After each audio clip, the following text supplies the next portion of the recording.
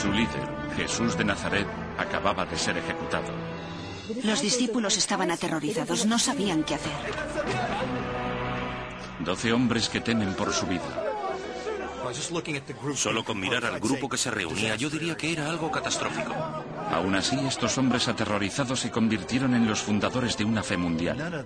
Ninguno de ellos esperaba que resultara así. La ciencia moderna puede ayudarnos a entender cómo 12 hombres normales de las zonas más aisladas de Galilea pudieron acabar siendo grandes figuras de la historia, los discípulos.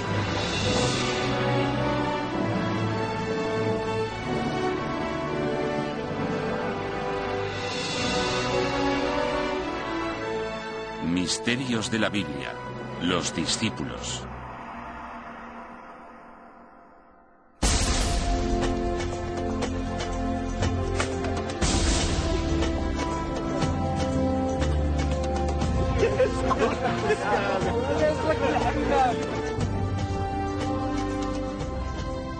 Los discípulos extendieron el mensaje de Jesús de Nazaret por todo el mundo antiguo. Muchos de ellos sacrificaron su vida por ello.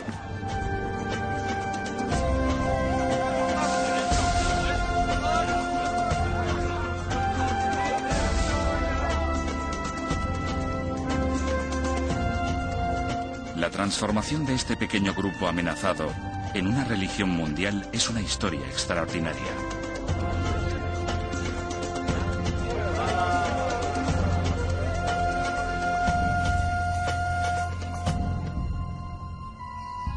Pero para entenderla, tenemos que seguir su viaje desde el principio.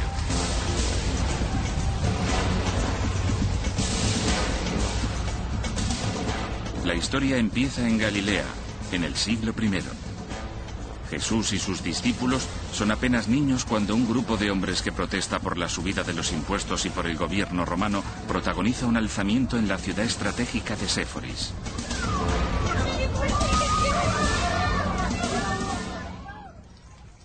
Los romanos sofocaron inmediatamente la revuelta mediante la destrucción completa de la ciudad y el asesinato de sus habitantes o su venta como esclavos.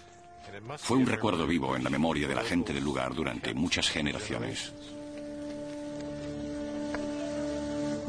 De hecho, durante el siglo I, Galilea fue un caldo de cultivo de rebeliones. Helen Bonn ha estudiado estos antecedentes sociales e históricos de la Biblia. Sabemos que había bastantes líderes de bandidos en la época de Jesús. Sabemos de gente que se iba a las colinas a vivir en cuevas, a donde iba otra gente a buscarlos y organizaba movimientos de resistencia contra los romanos.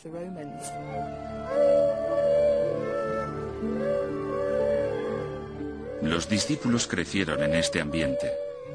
Algunos quizá incluso fuesen testigos de la rebelión de Séforis. Tal vez vieron en Jesús a un líder que podía liberarlos de los romanos. Los descubrimientos históricos nos dan nuevas visiones de las vidas de los discípulos. La imagen que aparece es vívida y sorprendente.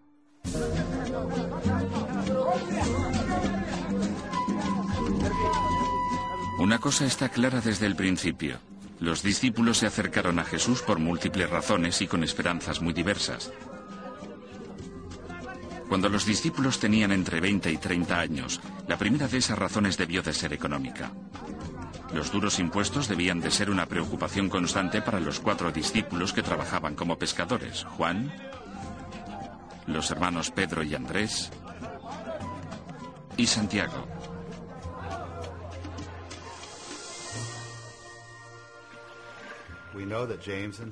Gracias a los evangelios, a Lucas, sabemos que Santiago, Juan, Pedro y Andrés formaban una cofradía.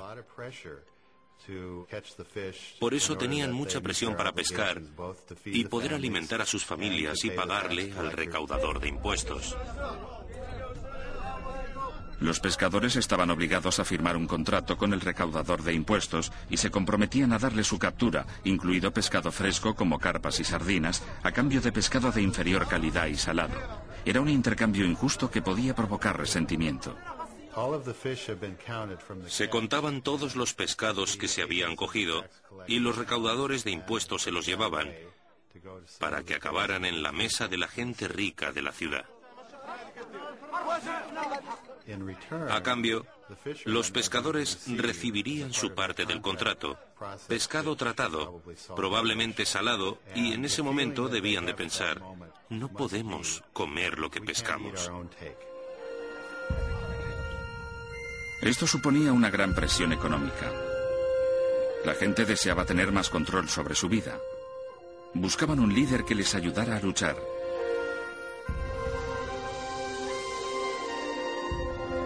Quizás pensaran que ese líder era Jesús. Los seguidores iniciales de Jesús se sintieron atraídos por algo muy práctico que tenía que ver con la vida cotidiana, con asuntos reales. No lo interpretaríamos bien si dijésemos que era solo un movimiento religioso.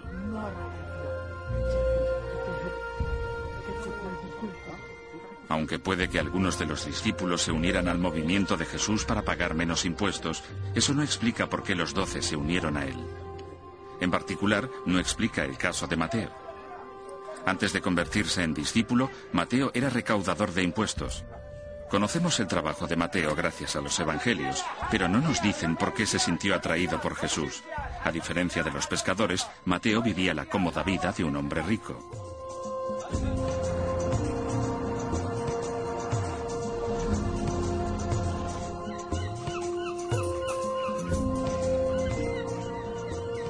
James Strange es un arqueólogo cuyas excavaciones en antiguos pueblos han ayudado a formar una idea de la vida en el siglo I.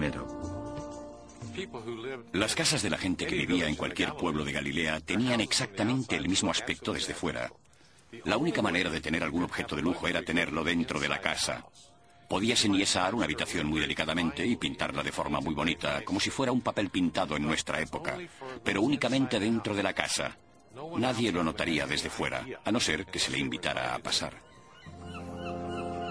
Puede que el interior de la casa de Mateo demostrara que era mucho más rico que sus vecinos. Aunque Mateo hubiese sido un recaudador de bajo nivel, con solo algunos pueblos bajo su control, habría sido más rico que cualquiera en esos pueblos. Pero su riqueza debió de convertir a Mateo en una figura odiada en su comunidad. Todos los días debía de enfrentarse a una dura lucha para poder hacer su trabajo.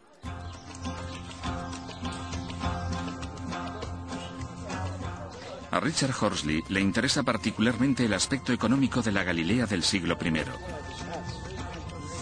Descubrió que los impuestos se pagaban en especias, en lugar de con dinero, y que la gente de Galilea inventó muchas maneras de limitar la cantidad que entregaban. Con los siglos, los campesinos habían desarrollado maneras inteligentes de evitar los impuestos abusivos. Digamos que esta era la cantidad de cereales que había que darle al recolector de impuestos. El campesino lo trae y lo pone en la balanza y el recaudador ve que el peso es correcto. Pero cuando miramos dentro de la cesta, vemos lo que hay dentro en realidad. Claro que hay cereales, pero en el fondo hay piedras y palos, y gracias a eso, el campesino podía ahorrarse parte de los cereales que de otro modo habría tenido que entregarle al recaudador. Este enfrentamiento diario puede haber sido el estímulo que hizo que Mateo se uniera a Jesús. Debía de estar realmente solo. Es decir, para él debía de ser difícil encontrar gente con la que tener una relación normal. Estaba en una posición muy precaria y, a decir verdad, imagino que probablemente también necesitaría guardaespaldas.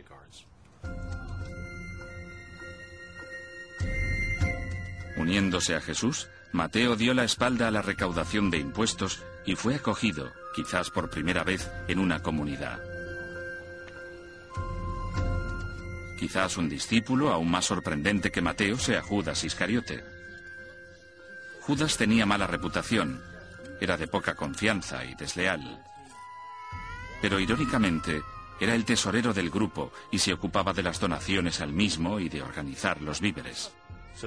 Tenemos un grupo de discípulos. Viven de una especie de fondo común y aparentemente él es el tesorero. Se ocupa de las cuentas, sabe lo que necesitan. Creo que para ser intendente se necesitan habilidades organizativas, ser digno de confianza y capacidad de liderazgo.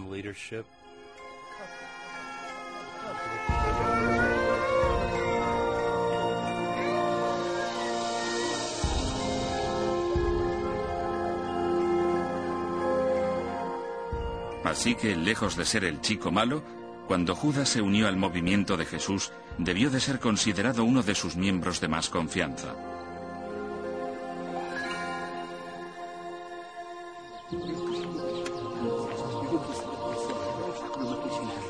Por desgracia, sabemos muy poco sobre los demás discípulos. Tomás y Felipe parece que procedían de la misma zona que los pescadores. Bartolomé. Simón, conocido como el Celote, probablemente porque era muy estricto con la ley religiosa judía.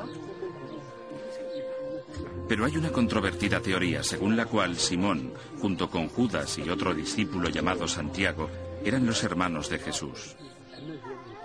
Podrían haber sido hermanastros más que parientes de sangre. Aún así, algunos expertos creen que formaban parte de la familia de Jesús. Los hermanos de Jesús, nombrados en los evangelios, resultan ser Santiago, Simón y Judas. Creo que por lo menos debemos contemplar esa posibilidad, ya que Jesús, cuando muere, le pasa el mando de su comunidad a su propio hermano, Santiago.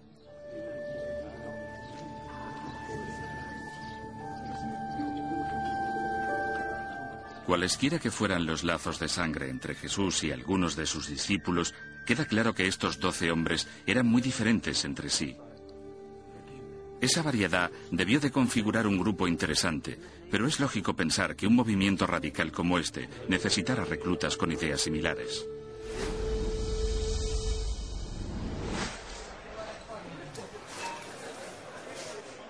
Cary Cooper es especialista en psicología de grupo.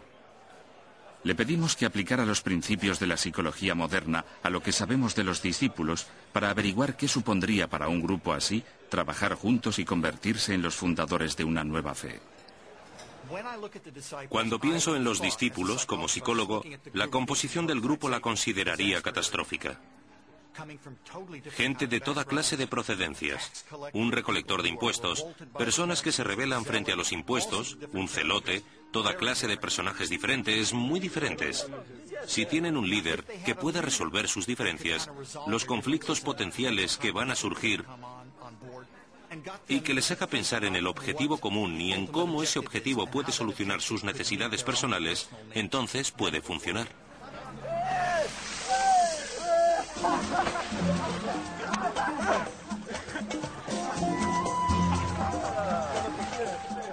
Estos 12 hombres de procedencias tan diversas tenían un líder importante en la persona de Jesús. Y tenían una misión.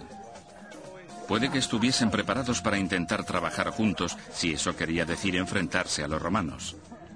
Pero seguir a Jesús no sería nunca fácil. Hay pruebas que indican que viajar juntos como grupo en el siglo I habría sido una experiencia lo suficientemente dura como para poner a prueba a esos 12 personajes. Galilea tiene unos 55 kilómetros de un extremo a otro. Los discípulos podían recorrerlos más o menos en un día, pero el terreno podía ser accidentado. En estos lugares hay poca protección ante los elementos o ante los ladrones. La vida itinerante es muy dura. Hay gente que a veces cree que es su territorio y no les gusta que pases por él. Hay que pensar en los animales salvajes. En la antigüedad, los leones y los osos eran los dos principales depredadores que había que tener en cuenta. La Biblia explica que Jesús les dijo a sus discípulos que abandonaran todas sus posesiones. Aún así, hay cosas básicas que los expertos creen que debieron de necesitar. Por ejemplo, con muy mal tiempo, probablemente era necesario llevar una capa de lana como esta para taparse. Uno puede envolverse en ella y dormir como dentro de una tienda. También se puede usar como chubasquero, porque es impermeable al agua. Si uno se encuentra con alguien que no es amable y no quiere darte fuego, debes tener una manera de hacerlo. Necesitas un trozo de hierro, un pedernal y un trozo de tela seca para poder encender tu propio fuego. Si no, te encuentras en una situación horrible. En cuanto a la seguridad, quizás necesites defenderte de los animales salvajes, de los depredadores.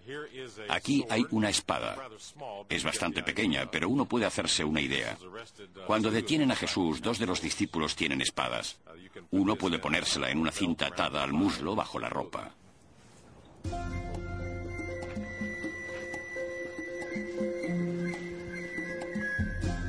Si los discípulos lo dejaron todo para seguir a Jesús, incluso algo tan fundamental como encontrar comida podría haber sido un problema. Hay una pista en la Biblia sobre cómo se alimentaban. En uno de los relatos, recogen cereales de un campo. Esto puede hacer pensar que los discípulos se convirtieran en ladrones, pero la ley judía lo permitía a los pobres y también a los viajeros. Si alguien tenía un campo porque era terrateniente y cosechaba la tierra, tenía que dejar algunas partes, una esquina del campo sin tocar, para que los pobres pudieran venir a recolectarlo.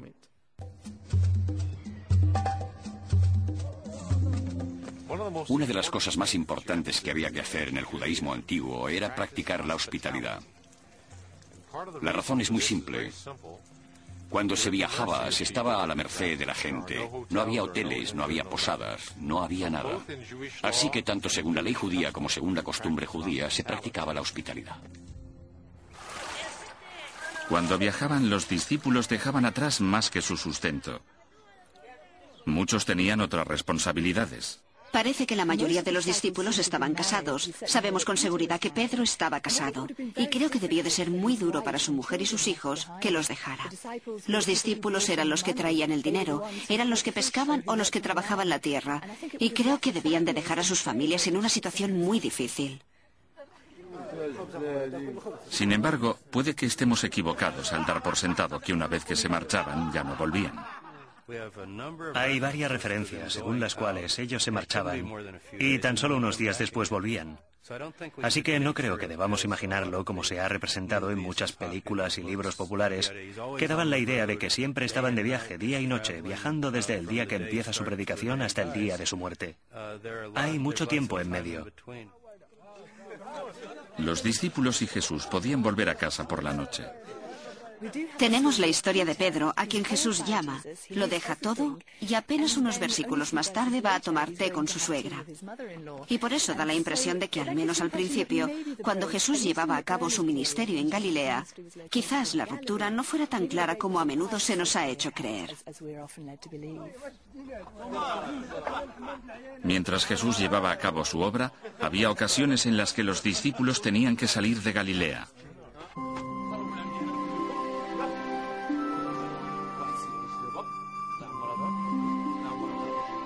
Durante estos viajes, tenían que confiar en la hospitalidad de los desconocidos.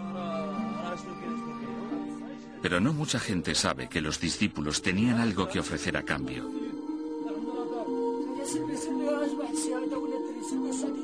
Algo muy buscado y muy poco común. Cuando excavamos las tumbas, vemos que la mayoría de la gente tiene 40 o 50 años al morir. Y las tasas de mortalidad eran parecidas a las de las naciones del tercer mundo de hoy en día, porque, después de todo, una pequeña infección podría ser mortal al no haber forma de tratarla.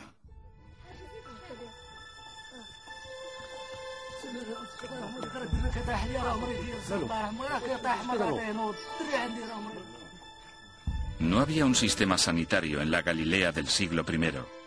La gente de los pueblos dependía de los sanadores locales que habían desarrollado tratamientos caseros que parecían funcionar.